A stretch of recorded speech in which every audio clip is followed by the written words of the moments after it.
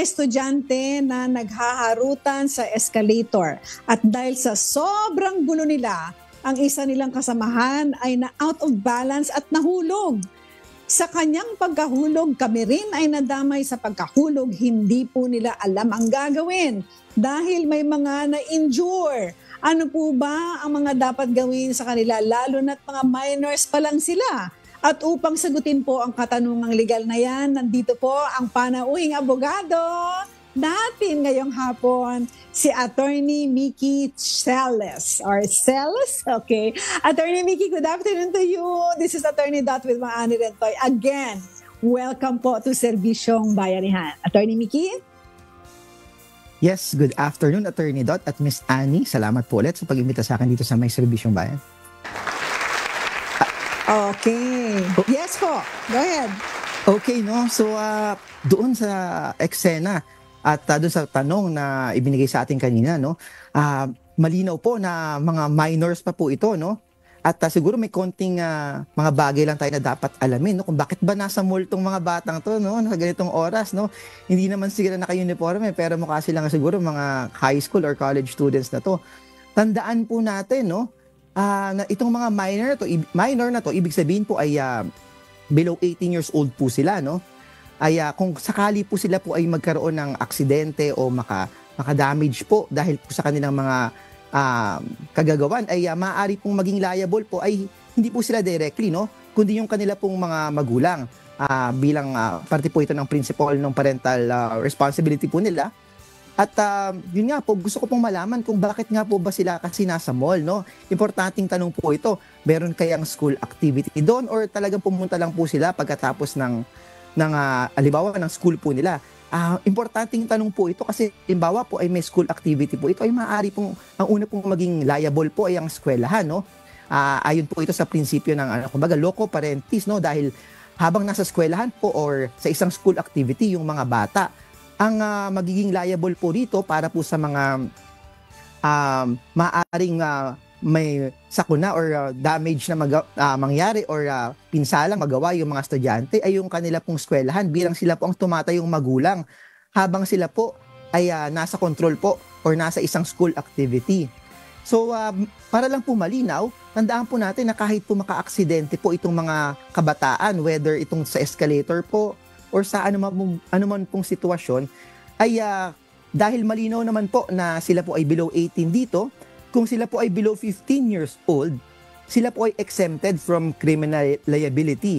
Pero kung sila po ay more than 15 to 18 years old, ay maaari po silang mag-undergo ng tinatawag po natin na intervention program, no? Under po sa ating Juvenile Welfare Act, no?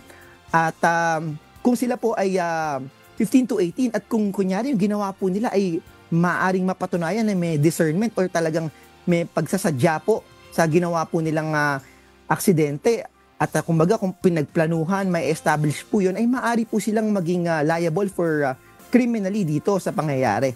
Para lang po malinaw, kung sakali nga po na hindi naman po mapatunayan na may discernment to at hindi naman po sadya yung damage o aksidente na naging resulta po ng mga aksyon ng mga batang to, ang magiging liability po ng mga magulang nila o kung eskwelahan man po, kung school controlled or under po ito ng isang school activity, ay base lang po sa actual damages o dun po sa may pinsala na naging epekto po nung kanilang mga aksyon.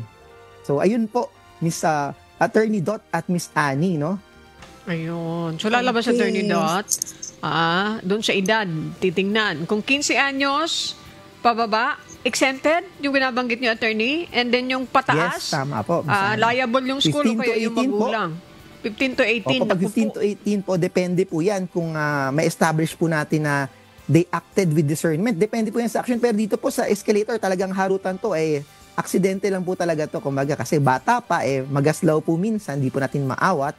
So, wala po ito. Pero kung sakali pong magpa-file ng criminal charges, kung mabigat-bigat po ang kaso, maaari pong magkaroon ng intervention program. Pero sa mga ganitong klase po ay civil liability lang po. Para po bayaran, kunyari, ay na-injure po, kailangan po magpagamot ng mga senior na mga nasa likod, no? Mananagot po yung mga magulang para bayaran po yung pagpapagamot nung mga nasakuna, o kung halimbawa nahulog ang cellphone ni Lola ay nabasag, babayaran po nila yan. Okay. Attorney Okay, Dot, thank you, very Attorney clear. Mickey. Attorney Yes. Ang siguro dapat tandaan na lang po ng mga nanonood po sa atin ngayon. Kapag ganyan po na kayo po ay na-injure dahil po sa mga kalokohan ng mga kabataan, pero hindi naman nila sinasadya dahil bata lang sila, makukulit lang talaga sila. Kayo ay na-injure o kung nasira po ang inyong gamit, pwede po kayong pumunta sa korte at manghingi ng damages at yung magulang po will be responsible for it. Pwede po kayong bayaran kasi dapat po ay napagsasabihan nila yung mga anak nila para mag-behave sila. Pero sabi nga po ni attorney, pwede rin naman kung sa eskwelahan yan nangyari, dapat sinusupervise din po ng eskwelahan. Pwede rin po mag-file ng action for probably makahingi man lang ng something para po sa doon sa nasaktan at saka doon sa nasira ang gamit. So attorney, maraming salamat po sa inyo for sharing your knowledge. But before we let you go, baka meron po kayong gustong batiin, Attorney Mickey. Hello po sa mga kaibigan ko, sa lahat ng nanonood at sa lahat po ng mga kaibigan kong tumatakbo para sa ngayong eleksyon. Sana po ay swertihin kayo. Okay. Ayan, Thank you, Attorney Mickey. magandang topic yan. Salamat din po, Miss Annie at Attorney Dot. Thank you po ulit. Thank you, Attorney Mickey. So ayan, Miss Annie, no? Very clear na yung mga nasasaktan dahil sa mga kalokohan ng mga kabataan, meron naman silang pong recourse. You can go to the parents at parents ay bayaran na ninyo kung nasaktan, na hospitalized, napilay dahil sa kalokohan ng mga anak po ninyo.